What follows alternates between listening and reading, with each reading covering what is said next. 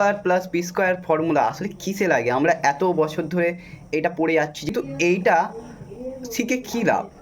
Square plus B square আসলে নানা রকম বড় বড় ইঞ্জিনিয়ারিং শিল্পে, নানা রকম বড় বড় বিল্ডিং বানাতে, আরও অন্যান্য জিনিস আবিষ্কার, নানা রকম ইঞ্জিনিয়ারিং শিল্পে এসবের ব্যবহার আছে।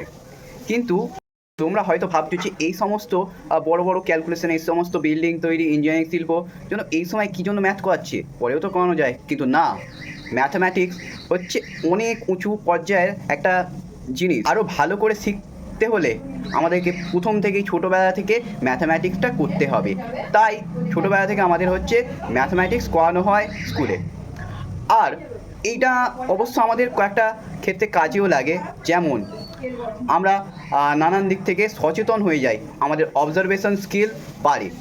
এটি আমরা করলে আমরা যে জায়গায় যাই, যে পরিস্থিতিতেই পড়ি, আমরা সেখান থেকে অবশ্যই বেরিয়ে আসতে পারবো সেটাকে অবজার্ভ করে।